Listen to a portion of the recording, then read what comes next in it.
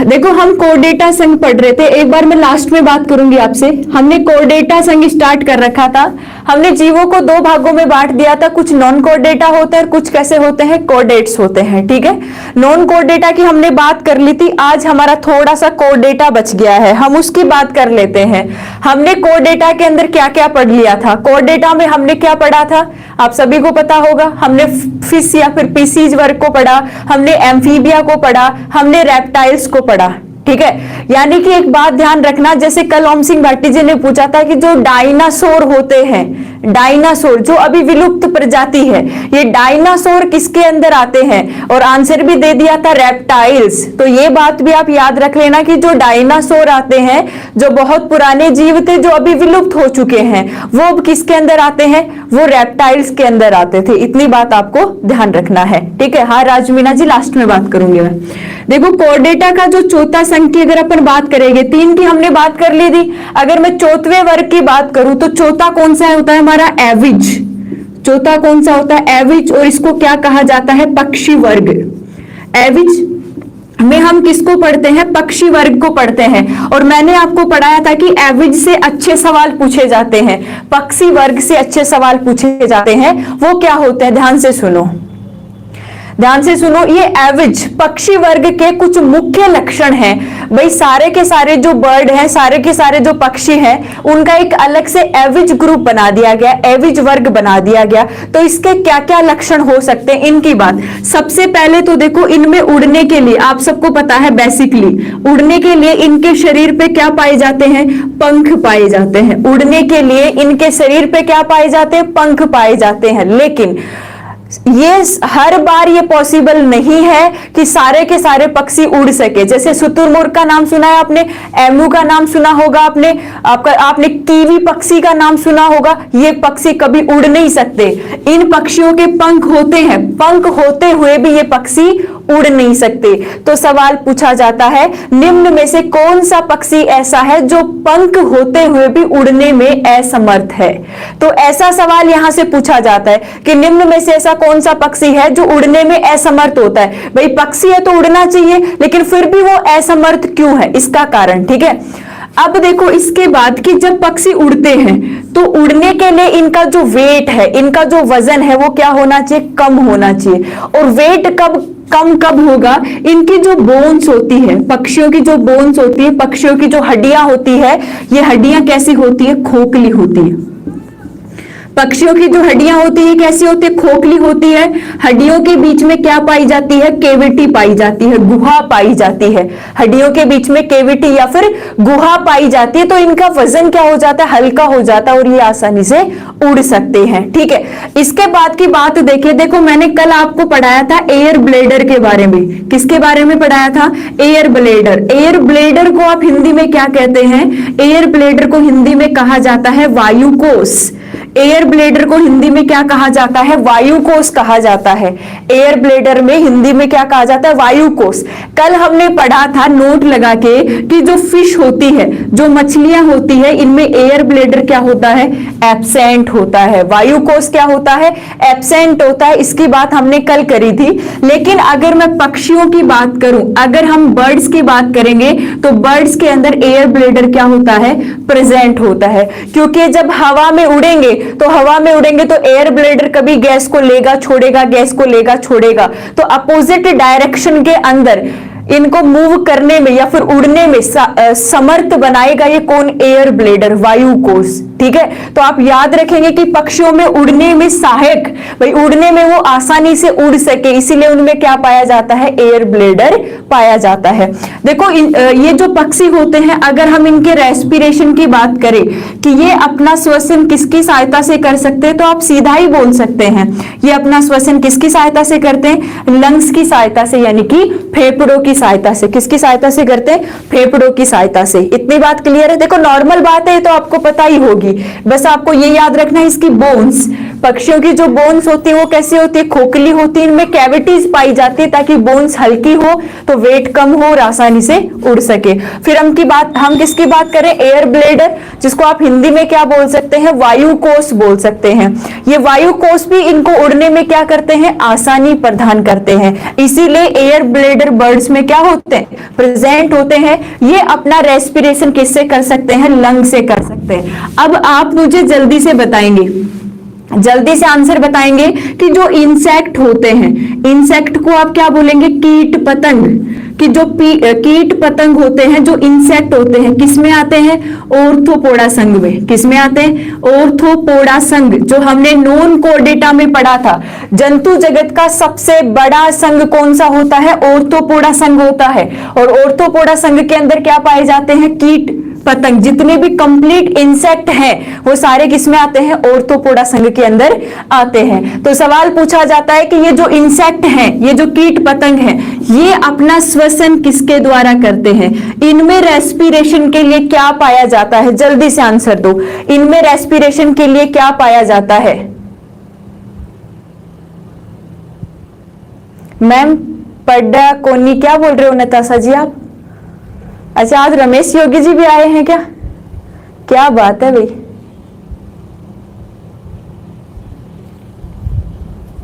राम राम, राम राम गौरी, राम राम, क्या नाम है आपका? राम राम जी, राम राम। बिल्कुल सीमा सैनी जी, बिल्कुल बिल्कुल। ओम सिंह भाटी जी चेक करो एक बार, इंसेक्ट अपना श्वसन किसके द्वारा कर सकते हैं, पूछा हुआ क्वेश्चन है, कीट पतंग। कोई सीमा सैनी जी बिल्कुल राइट, बहुत अच्छा। क्या हुआ गोपी को?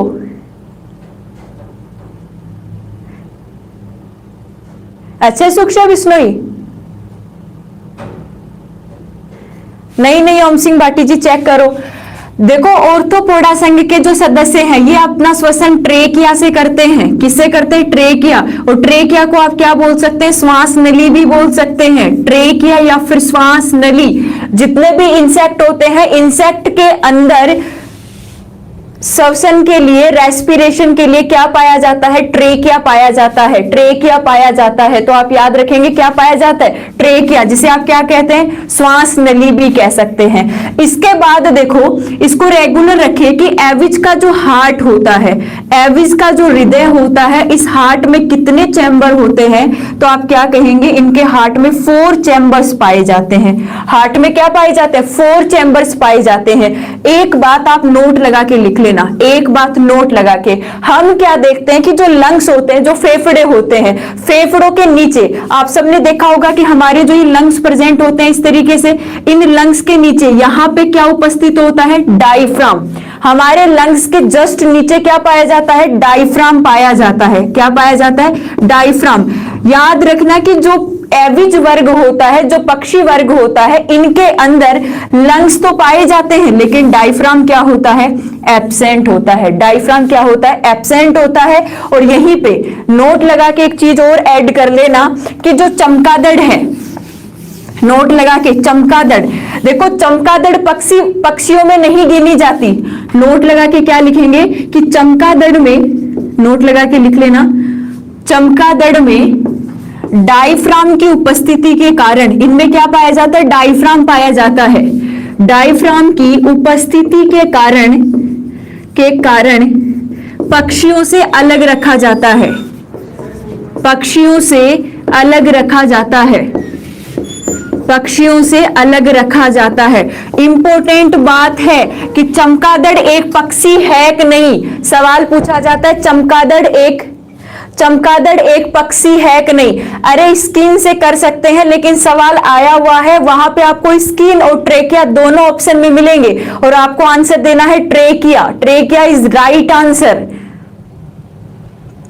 ठीक है। तो आप याद रखना कि चमगादड़ को पक्षी क्यों नहीं माना जाता, क्या कारण है कि हम चमगादड़ को पक्षी नहीं कह सकते, तो आप क्या कहेंगे, क्योंकि चमगादड़ के अंदर डायफ्राम की उपस्थिति देखी जाती है। और डायफ्राम किसमें पाया जाता है? मैमल्स में, स्तनधारियों में पाया जाता है। डायफ्राम किसमें पाया जाता है? स्तनधारियों में पाया जाता है, मैमल्स में पाया जाता है। तो चमगादड़ को हम मैमल्स में पढ़ते हैं, कभी चमगादड़ को पक्षी नहीं कहा जा सकता। क्यों नहीं कहा जा सकता? क्योंकि चमगादड़ में क्या पाया जाता है? डायफ्राम पाया जाता है। जबकि अभी हमने लिखा है कि पक्षियों के लंग्स के नीचे डायफ्राम क्या होता है? एब्सेंट होता है। डायफ्राम क्या होता है? एब्सेंट होता है। ठीक है, अब इसके बाद आपको एक बात और याद रखनी है। देखो, सबसे बड़ा पक्षी, विश्व में सबसे बड़ा पक्षी कौन सा है? सवाल पूछा जाता है, विश्व का सबसे बड़ा पक्षी कौन सा है? तो आप सबको पता होगा, शुतुरमुर्ग, ऑस्ट्रिच। जो शुतुरमुर्ग होता है ये शुतुरमुर्ग होता है, ये सबसे बड़ा पक्षी है। सबसे लार्जेस्ट, सबसे बड़ा पक्षी कौन सा होता है? तो आप क्या कहेंगे? शुतुरमुर्ग होता है। ठीक है, ये देखो, ये जो शुतुरमुर्ग है ये उड़ने में असमर्थ होता है। शुतुरमुर्ग उड़ने में असमर्थ होता है, उड़ने में असमर्थ होता है। शुतुरमुर्ग उड़ नहीं सकता। क्यों नहीं उड़ सकता? क्योंकि ये बहुत भारी और बहुत बड़ा पक्षी है, और इतने बड़े पक्षी का उड़ना आसान नहीं होता। ठीक है, तो याद रखेंगे कि सबसे बड़ा पक्षी कौन सा है। एक बार मेरी बात ध्यान से सुनो, बोर्ड पे लिखने के बजाय आप सुनोगे तो ज्यादा याद होगा। जो शुतुरमुर्ग का जो पक्षी है वो सबसे बड़ा पक्षी होता है। ठीक है, और इसका आकार इतना बड़ा होता है कि ये आसानी से उड़ नहीं सकता, ये आसानी से उड़ नहीं सकता। अब देखो, शुतुरमुर्ग के जो अंडे होते हैं, शुतुरमुर्ग के जो अंडे हैं, ये सबसे बड़ी कोशिका है। सबसे बड़ी कोशिका पूछी जाती है। सबसे लंबी कोशिका कौन सी होती है? तंत्रिका कोशिका। लेकिन सबसे बड़ी कोशिका पूछी जाती है तो आप क्या कहते हैं? शुतुरमुर्ग का अंडा। जो शुतुरमुर्ग का अंडा होता है ये सबसे बड़ी कोशिका है। इसके बाद देखो, जो शुतुरमुर्ग की आंखें होती है, शुतुरमुर्ग की जो आंखें होती है, इसकी आंखें सिर से बड़ी होती है। यानी कि केवल हमें क्या दिख रहा है? आंखें ही दिखती है इसकी। शुतुरमुर्ग की जो आंखें होती है वो आंखें सिर से भी बड़ी होती है, केवल आंखें ही हमें दिखाई देती है। ठीक है, तो इसीलिए एक बात ध्यान रखना, स्तनधारियों में, ध्यान से सुनना, स्तनधारियों में सबसे बड़ी आंखें भी किसकी होती है? शुतुरमुर्ग की होती है। स्तनधारियों में सबसे बड़ी आंखें भी किसकी होती है? शुतुरमुर्ग की होती है। बात क्लियर है? ध्यान से सुन लेना। सबसे बड़ा पक्षी शुतुरमुर्ग, उड़ने में क्या होता है? असमर्थ होता है। उड़ने में असमर्थ और भी पक्षी होते हैं। आपका कीवी पक्षी है, ये भी उड़ने में असमर्थ है। शुतुरमुर्ग है, ये भी क्या है? उड़ने में असमर्थ है। भाई, कुछ पक्षी होते हैं जिनका वेट ज्यादा होता है तो ये उड़ने में क्या रह जाते हैं? असमर्थ रह जाते हैं। इसके बाद देखो, शुतुरमुर्ग का जो अंडा है वो क्या होती है? सबसे बड़ी कोशिका है, सबसे बड़ी कोशिका। शुतुरमुर्ग एक पक्षी है, शुतुरमुर्ग एक पक्षी है। ठीक है, शुतुरमुर्ग की जो आंखें हैं वो सभी स्तनधारियों में सबसे, जो कॉर्डेट्स में शुतुरमुर्ग की जो आंखें हैं वो कॉर्डेट्स के अंदर सबसे बड़ी आंखें होती है। इतनी बात आप याद रखेंगे। इसके बाद आपने एक नाम सुना होगा एक पक्षी का, जिसे हम कहते हैं हमिंग बर्ड, गुंजन पक्षी। एक नाम सुना होगा आपने, गुंजन पक्षी, या फिर इसको क्या बोला जाता है? हमिंग बर्ड कहा जाता है। गुंजन पक्षी, या फिर इसको क्या कहा जाता है? Humming bird. नाम सुना होगा। सबसे छोटा पक्षी, सबसे छोटा पक्षी कौन सा होता है? तो आपका आंसर क्या आता है? सबसे छोटा पक्षी हमिंग बर्ड या फिर गुंजन पक्षी होता है। इस गुंजन पक्षी की बहुत अच्छी अच्छी बातें हैं।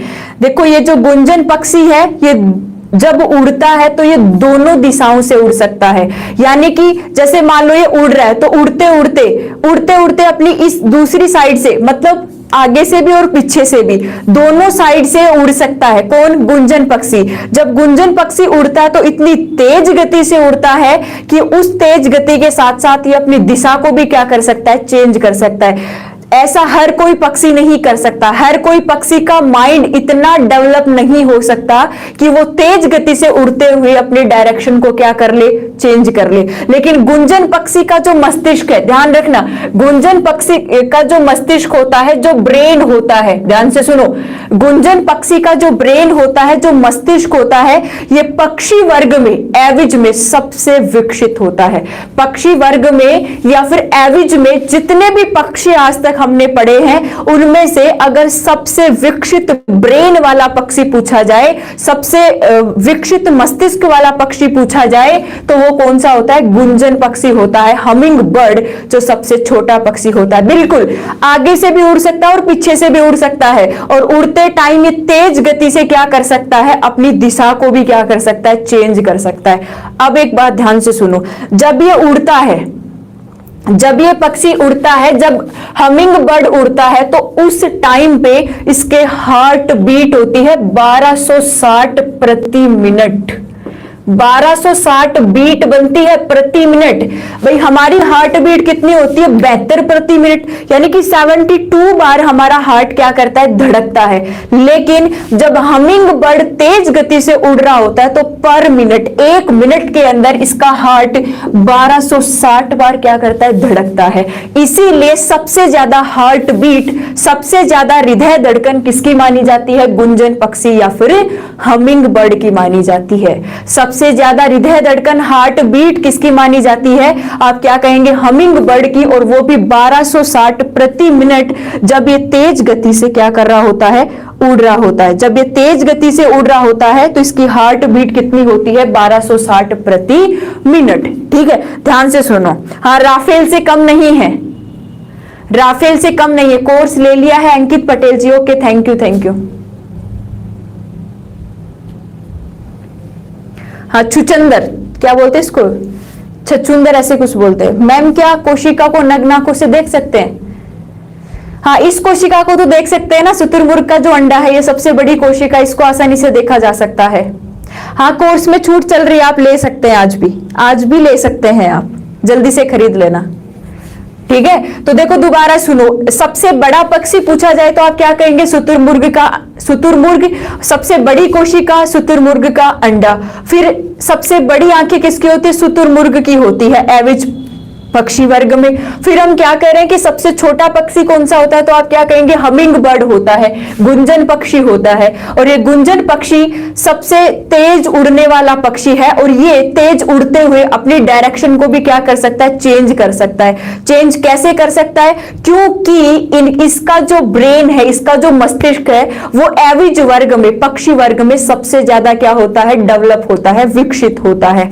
जब ये उड़ रहा होता है तो इसके हार्ट बीट लगभग 1260 प्रति मिनट। सोच के देखो आप, एक बार सोच के देखो, 1 मिनट में 1260 बार हृदय धड़क रहा है। और बहुत छोटा पक्षी होता है ये, बहुत छोटा पक्षी, बहुत छोटा पक्षी है, इसीलिए इतनी तेज गति से उड़ सकता है। और इसका हार्ट, सबसे छोटा हृदय भी किसमें पाया जाता है? हमिंग बर्ड में। पढ़ा होगा ना, सबसे छोटा हृदय, सबसे बड़ा किसका होता है? अफ्रीकन हाथी का। और सबसे छोटा हृदय किसका होता है? हमिंग बर्ड का। सबसे छोटा हृदय है, इसीलिए इसकी हार्ट बीट, हृदय धड़कन भी क्या होती है? सबसे ज्यादा होती है, जो 1260 बार प्रति मिनट इनका हृदय क्या हो सकता है?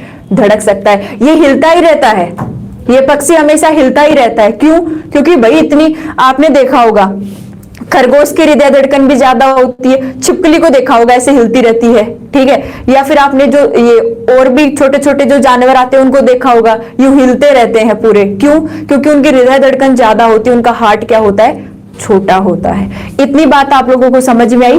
एविज से आपको सवाल ऐसे ही देखने को मिलेंगे कि एविज के लक्षण, उड़ने में सक्षम पक्षी, कौन सा पक्षी उड़ नहीं सकता? शुतुरमुर्ग नहीं उड़ सकता। और कीवी भी लिख लेना, कीवी पक्षी, कीवी पक्षी नहीं उड़ सकता। कीवी पक्षी उड़ने में असमर्थ, कीवी पक्षी उड़ने में क्या होता है? असमर्थ होता है। कीवी पक्षी भी नहीं उड़ सकता। इतनी बात क्लियर है?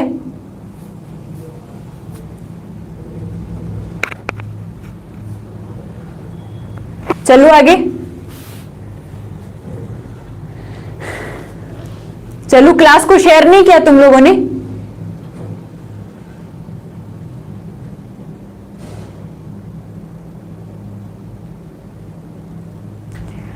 लाइव आते हैं डेली 2 से 3। रक्षाबंधन की छुट्टी है क्या मैडम जी? वो आपको नोटिफिकेशन मिल जाएगा। चलो,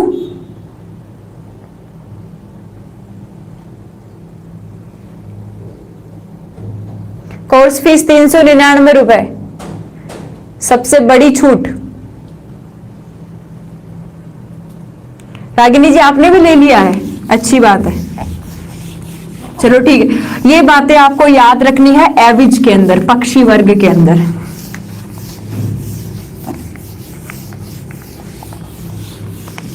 सारस तो उड़ता ही है, सारस तो उड़ सकता है, साइबेरियन सारस होते हैं पक्षी, ये तो उड़ सकते हैं। शुतुरमुर्ग कहाँ पाया जाता है? अफ्रीका में पाया जाता है। शुतुरमुर्ग अफ्रीका में पाया जाता है, अफ्रीका में शुतुरमुर्ग अफ्रीका में पाया जाता है। अच्छा Shubham Saini ji, you are old student. चलो ठीक है, एक बात और नोट लगा के लिखेंगे, MU, AMU, sorry EMU, MU, EMU, MU विश्व का दूसरा बड़ा पक्षी है, दूसरा बड़ा पक्षी है। एमयू विश्व का दूसरा बड़ा पक्षी है जो ऑस्ट्रेलिया में पाया जाता है, जो ऑस्ट्रेलिया में पाया जाता है, जो ऑस्ट्रेलिया में पाया जाता है। सवाल बन सकता है कि विश्व का दूसरा बड़ा पक्षी कौन सा है? विश्व का दूसरा बड़ा पक्षी कौन सा है? तो आप क्या कहेंगे? ऑस्ट्रेलिया में पाया जाता है दूसरा बड़ा पक्षी एमयू, EMU। दूसरा बड़ा पक्षी एमयू होता है जो कहां पाया जाता है? ऑस्ट्रेलिया में पाया जाता है।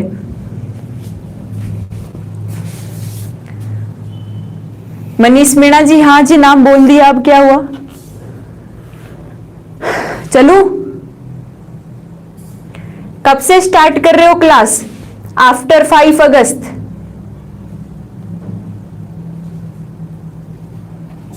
ठीक है भाई, ये एक पॉइंट और छूट गया था। अब आप लास्ट लिखेंगे मैमल्स, स्तनधारियों की बात हम करेंगे। आप लास्ट लिखेंगे मैमल्स, स्तनधारी, मैमल्स स्तनधारी।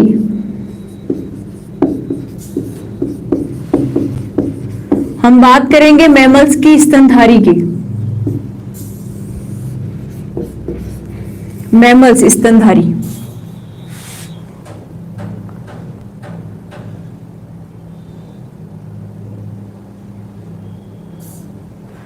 चलो ठीक है, अगर मैं मैमल्स स्तनधारियों की बात करूं, देखो स्तनधारी का नाम सुनते ही आपको सबसे पहले तो इनका नाम मैमल्स क्यों रखा गया था? क्या रीजन था कि अपन इसको स्तनधारी बोलते हैं? नाम से ही पता चल रहा है, स्तन का मतलब होता है यहाँ पे मैमेलरी ग्लैंड, मैमेलरी ग्लैंड। और ये मैमेलरी ग्लैंड क्या होती है? मैमेलरी ग्लैंड को कहा जाता है स्तन ग्रंथियां। मैमेलरी ग्लैंड को क्या कहा जाता है? स्तन ग्रंथियां कहा जाता है।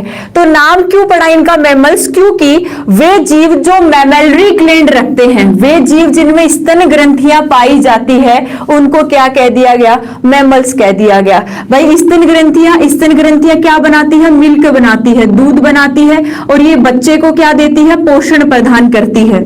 बच्चे को क्या प्रदान करे? पोषण प्रदान करे। यानी कि ऐसे जीव जिनमें मैमेलरी ग्लैंड पाई जाती है, स्तन ग्रंथियां पाई जाती है, और जो दूध बनाती है और अपने बच्चे को क्या करती है? पोषण प्रदान करती है, उसको क्या कहा जाता है?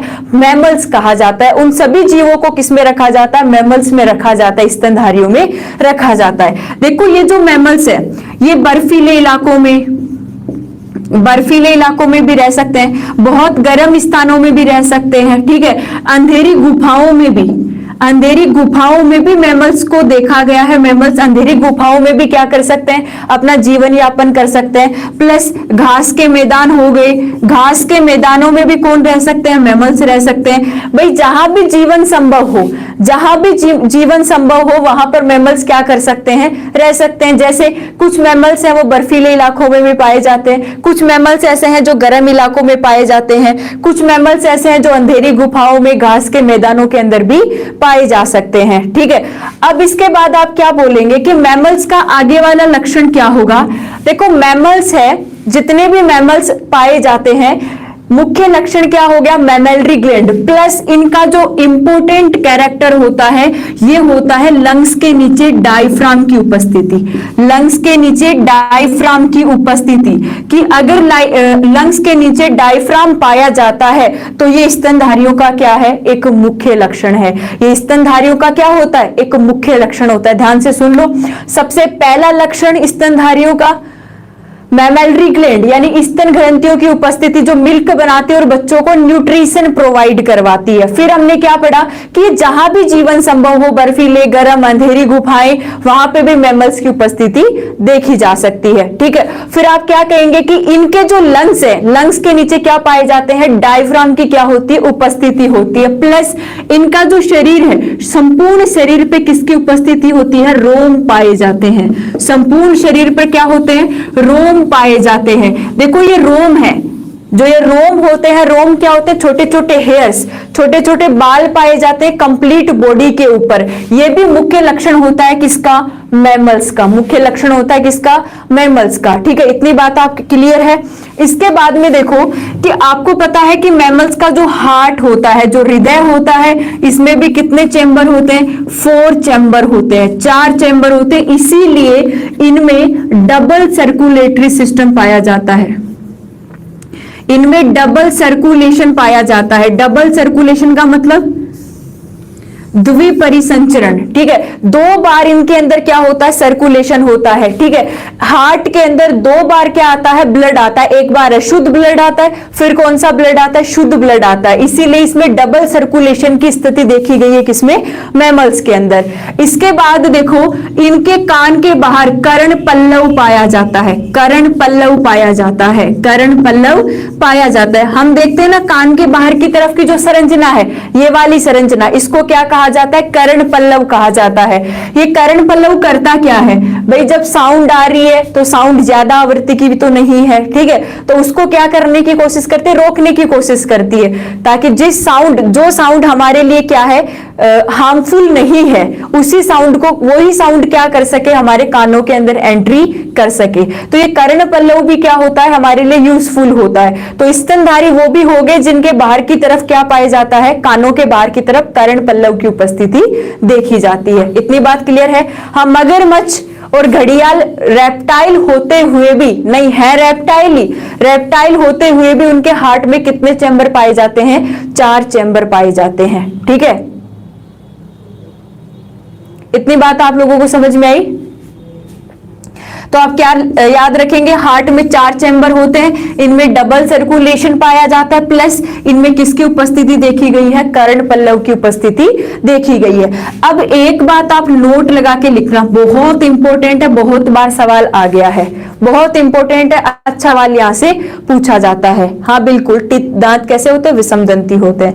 नोट लगा के आपको क्या लिखना है यहाँ पे, देखो ये मैमल्स होते हैं, ये समतापी होते हैं। मैमल्स कैसे होते हैं, समतापी होते हैं। देखो हमने पढ़ा था जो फिश होती है असमतापी, एम्फीबिया कैसे होती है, असमतापी, रेप्टाइल्स भी कैसे होते हैं, असमतापी होते हैं। लेकिन एविज पक्षी कैसे होते हैं, समतापी। और हमारे जो ये मैमल्स है, स्तनधारी हैं, वो भी कैसे होते हैं, समतापी होते हैं। वो भी कैसे होंगे, समतापी।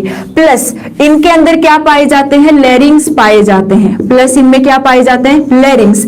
लैरिंग्स या फिर आप इसको क्या बोल सकते हैं, वोकल कॉर्ड बोल सकते हैं। लैरिंग्स या फिर क्या बोल सकते हैं, वोकल कॉर्ड बोल सकते हैं। ठीक है, ये जो लैरिंग्स है, लैरिंग्स क्या बनाते हैं, साउंड बनाते हैं, ध्वनि बनाते हैं। लैरिंग्स क्या करते हैं, साउंड बनाते हैं, ध्वनि बनाते हैं। भाई हम बोल क्यों पा रहे हैं, आज हम बोल क्यों रहे हैं, क्योंकि हमारे अंदर वोकल कॉर्ड प्रेजेंट है, हमारे अंदर लैरिंग्स प्रेजेंट है, और ये लैरिंग्स क्या करता है, साउंड प्रोड्यूस करता है। ठीक है, तो याद रखेंगे। हाँ बिल्कुल, जो बर्ड्स होते हैं, जो पक्षी होते हैं, बर्ड्स की जो अलग से जो आवाज निकलती है, वो किससे निकलती है, सेरिंग्स से निकलती है। बर्ड में, पक्षियों में क्या पाया जाता है, सेरिंग्स पाया जाता है, लेकिन मैमल्स के अंदर क्या पाया जाता है, लैरिंग्स पाया जाता है। और सबसे विकसित प्रकार का लैरिंग्स किसमें होता है, ह्यूमन में होता है, मनुष्य में होता है, जो अपनी आवाज को क्लियरली क्या कर सकता है, बोल सकता है। ठीक है, प्लस ये कैसे होते हैं, जरायुज होते हैं। लगभग जो स्तनधारी होते हैं, ये कैसे होते हैं, जरायुज होते हैं। जरायुज का मतलब ये बच्चे को जन्म देते हैं। जरायुज का मतलब क्या है, ये बच्चे को जन्म देते हैं। फिर भी कुछ स्तनधारी ऐसे होते हैं जो अंडे को जन्म दे सकते हैं, जो अंडे को, अंडेयुज होते हैं या फिर जो भी बोलते हैं, वो अंडे को जन्म दे सकते हैं। क्लियर है, इतना याद रखना। अधिकतर जो स्तनधारी होते हैं, मैमल्स होते हैं, वो जरायुज होते हैं, किसको जन्म देते हैं, बच्चे को जन्म देते हैं। अब मैं आपको नोट लगा के एक बात लिखवा रही थी, वो बाद में लिखा देती हूँ, एक बार इसको रिवाइज कर देती हूँ, एक बार इसको रिवाइज कर देती हूँ, ध्यान से सुनो। हाँ नताशा जी, एक बार सुन लो आप, हम मैमल्स की बात कर रहे हैं। मैमल्स नाम क्यों पड़ा, आप क्या कहेंगे? भाई सिंपल है, इनमें मैमलरी ग्लैंड्स पाई जाती है। इनमें क्या पाई जाती है? स्तन ग्रंथियां पाई जाती है, जो दूध का उत्पन्न करती है और बच्चे को क्या करती है? न्यूट्रिशन प्रोवाइड करती है, पोषण प्रदान करती है। फिर हमने क्या पढ़ा कि जहां भी जीवन संभव हो, बर्फीले इलाके हो, गर्म क्षेत्र हो, अंधेरी गुफाएं हो, घास के मैदान हो, यहां पर भी मैमल्स की उपस्थिति देखी जाती है। फिर आप क्या कहेंगे कि सबसे मुख्य लक्षण मैमल्स में लंग्स के नीचे किसकी उपस्थिति होती है? डायफ्राम की उपस्थिति होती है। किसकी उपस्थिति होगी? डायफ्राम की उपस्थिति होगी।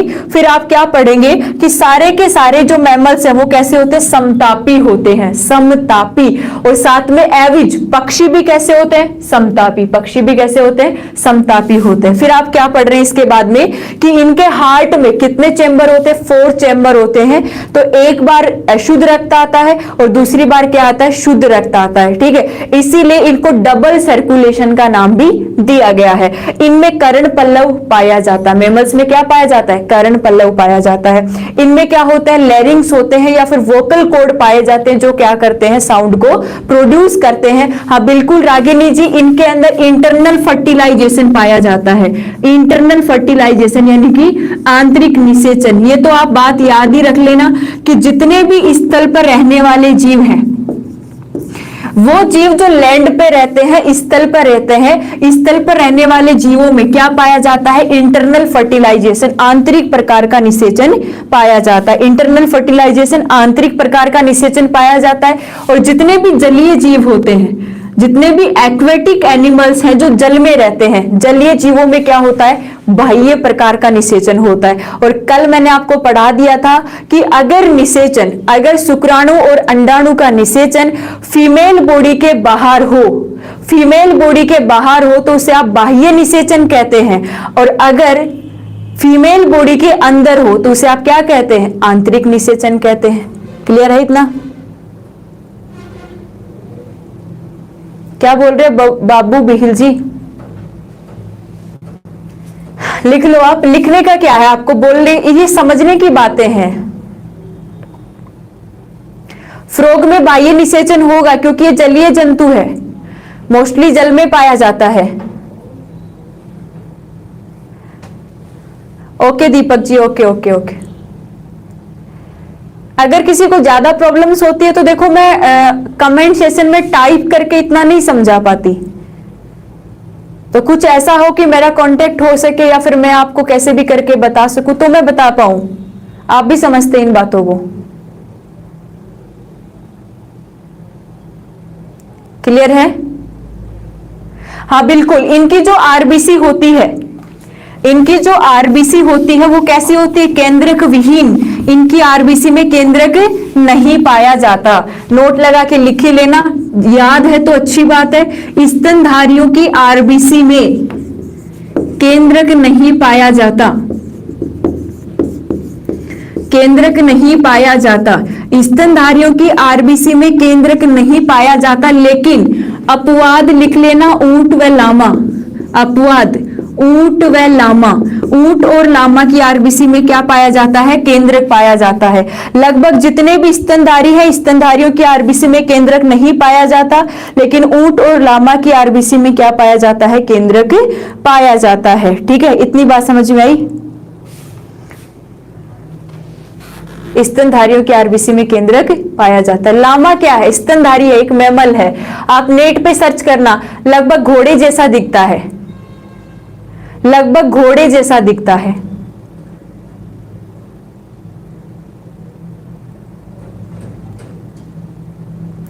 ये प्रोटोथीरिया हो गए। क्या नाम है आपका? रामकिशन जी। प्रोटोथीरिया, स्तनधारी भी प्रोटोथीरिया और यूथीरिया दो प्रकार के होते हैं। तो जो प्रोटोथीरिया होते हैं ना, मोस्टली वो एग देते हैं, अंडे देते हैं। अब एक बात आप नोट लगा के लिख लेना, नोट लगा के लिखेंगे, इंपॉर्टेंट है।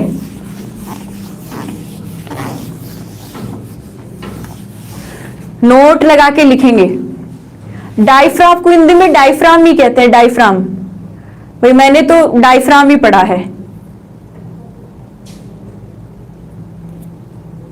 प्रोटोथीरिया हो गया, मेटाथीरिया हो गए। चलो ठीक है, अब नोट लगा के एक बात ध्यान से समझना भी और लिखते भी जाना। लिखना, जिन जंतुओं में रीढ़ की हड्डी नहीं पाई जाती, रीढ़ की हड्डी नहीं पाई जाती,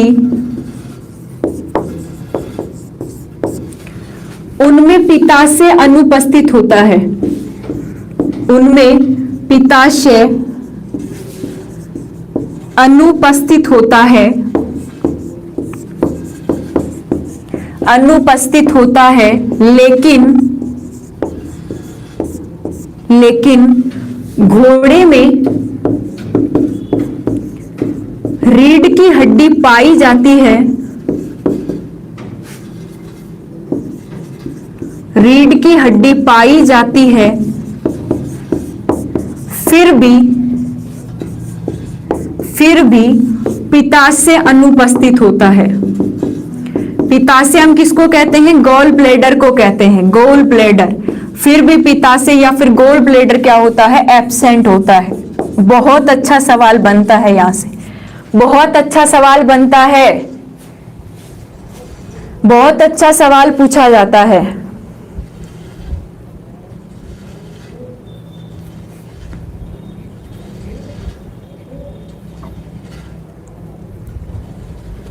बिच्छू किस में आएगा? बिच्छू इंसेक्ट के साथ आएगा, ऑर्थोपोडा में। रामकिशन जी, बिच्छू ऑर्थोपोडा में आएगा। ध्यान से सुनो, मैंने जो लाइन लिखी है आपको,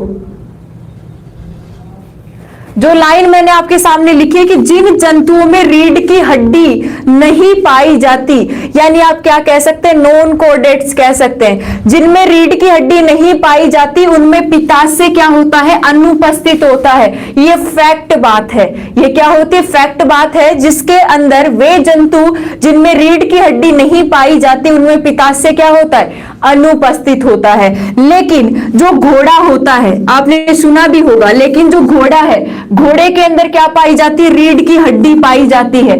घोड़े में रीढ़ की हड्डी पाई जाती है, फिर भी इसमें पित्ताशय, गॉल ब्लैडर क्या होता है? अनुपस्थित होता है। ये बात बहुत इंपॉर्टेंट है और बहुत बार पूछी जा चुकी है कि घोड़े में पित्ताशय पाया जाता है, नहीं पाया जाता, एब्सेंट होता है। इसीलिए घोड़े को कभी जहर नहीं चढ़ता। भाई अगर घोड़े को सांप काट लेगा ना तो घोड़े को कभी जहर नहीं चढ़ेगा। कारण होता है क्योंकि उसमें गॉल ब्लैडर, पित्ताशय क्या होता है? एब्सेंट होता है। उसमें गॉल ब्लैडर या फिर पित्ताशय नहीं पाया जाता।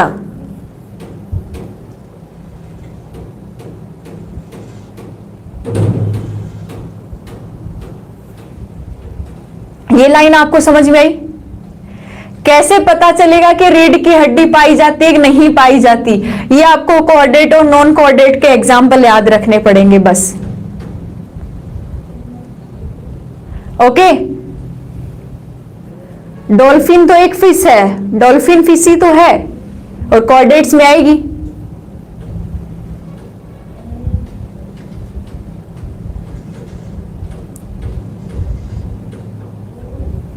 लीवर तो होता है, गॉल ब्लैडर नहीं पाया जाता। हमें भी निकालना पड़ेगा, मत निकाल देना। गॉल ब्लैडर का बहुत काम है हमारी बॉडी में। गॉल ब्लैडर और लीवर काम करना जिस दिन बंद कर देगी ना, उस दिन सब कुछ ही खत्म है, ऐसे मान लो। अब आज आपका ये चैप्टर खत्म हो गया है, आज आपका ये चैप्टर खत्म हो गया है। मैंने 5 किंगडम थ्योरी को ध्यान से सुनो, मैंने पूरा आपको मोनेरा पढ़ाया है, पूरा प्रोटिस्टा पढ़ाया, पूरे फंगाइज पढ़ाए हैं, पूरा मैंने प्लांट किंगडम का आपको क्लासिफिकेशन, जिसमें मैंने Thallophyta, bryophyta, gymnosperm, angiosperm complete पढ़ाए हैं। उसके बाद मैंने एनिमेलिया में पूरे नॉन कोर्डेट्स 9 पढ़ाए हैं, पूरे 9 संघ पढ़ाए हैं। ऐसे ही मैंने कोर्डेटा के कितने संघ पढ़ाए? टोटल 5 पढ़ाए हैं। पूरा जो 5 किंगडम थ्योरी है, मुझे 7-8 क्लासें लग गई, लेकिन मैंने कंप्लीट करा दिया।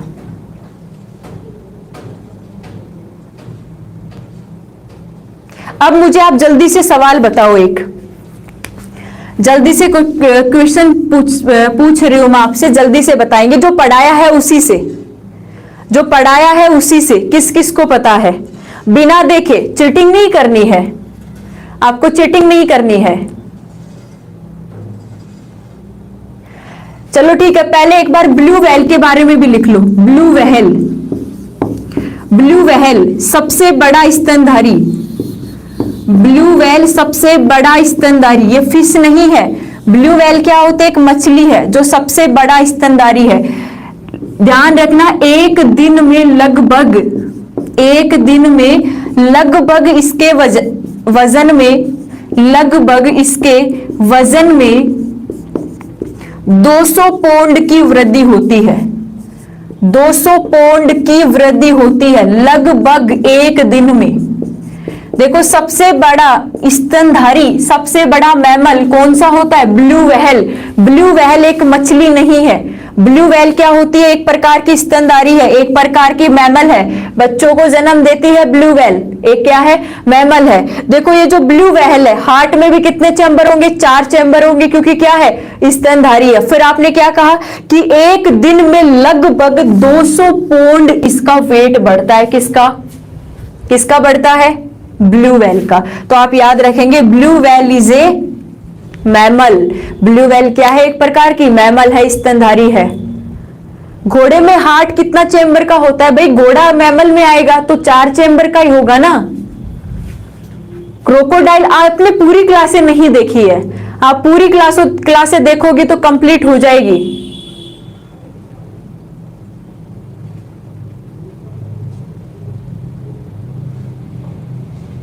अंकित जी बोल रहे हैं मैडम देखेड़ा सा लागो, हो सकता है।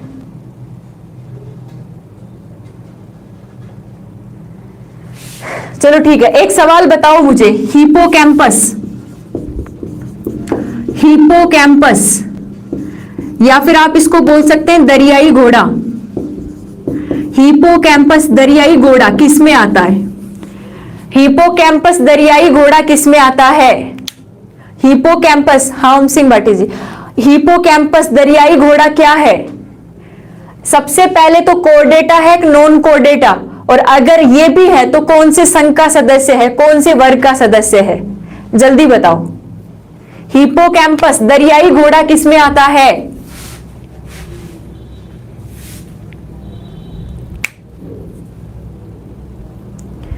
मैम आईएएस की तैयारी नहीं कराती है। जल्दी जल्दी आंसर देखिए, सबसे पहले कौन देगा उसके लिए गिफ्ट, दरियाई घोड़ा हिपोकैम्पस किस में आता है? मनकेश जी मैमल्स में बता रहे हैं, मैमल्स। कोई भी सही आंसर दो।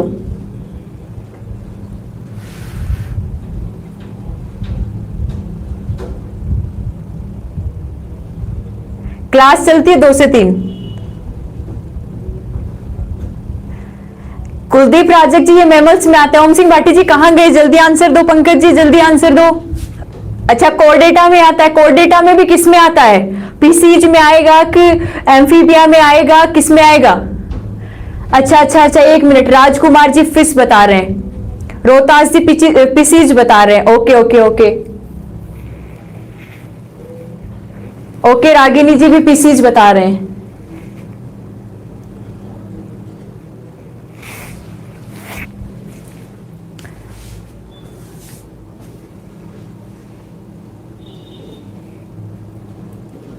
अच्छा प्रवीण जी, ओम सिंह भाटी जी पीसीज। तुम लोगों ने इतनों ने सही आंसर दे दिया, मैं इतने गिफ्ट कैसे लाऊंगी?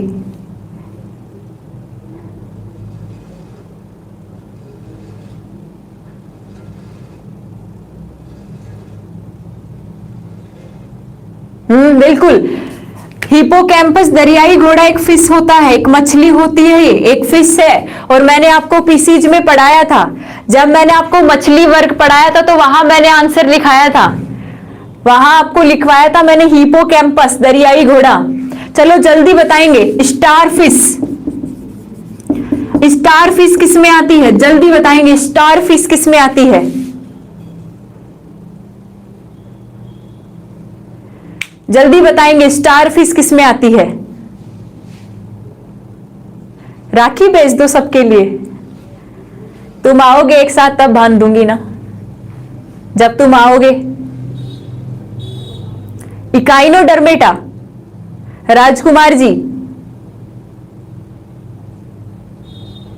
अच्छा अशोक जी इकाइनोडर्मेटा, राणा जी भी इकाइनोडर्मेटा बता रहे हैं।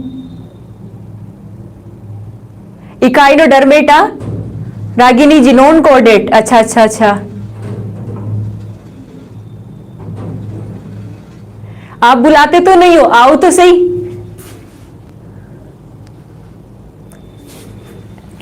स्टारफिश किसका सदस्य है? Echinodermata, Echinodermata. आपके कमेंट आ रहे हैं, क्या नाम है आपका? नाम देखना भूल गई मैं।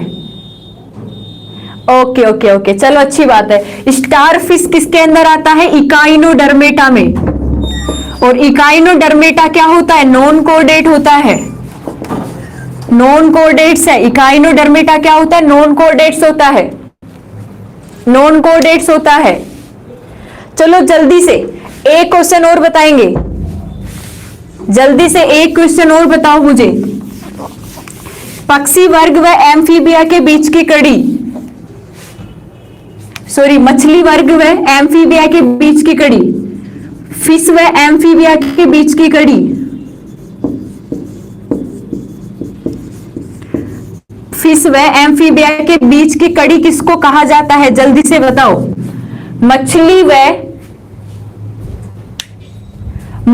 व एम्फीबिया उभयचर के बीच की कड़ी, जल्दी से आंसर बताओ, बताओ बताओ बताओ।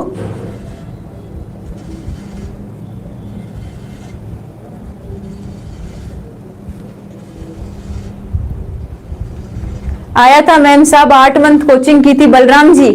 पता नहीं, मैं नाम से तो मैं किसी को जानती ही नहीं हूं भाई। कोचिंग के जितने भी स्टूडेंट थे मैं नाम से तो जानती ही नहीं हूं।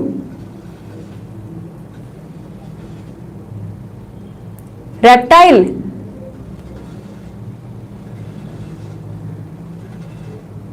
सिंह पवार जी क्या बोल रहे हैं?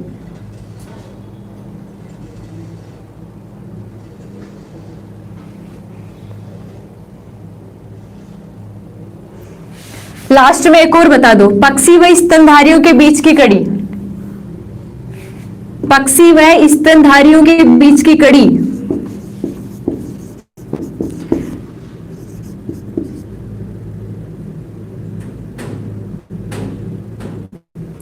पक्षी व स्तनधारियों के बीच की कड़ी,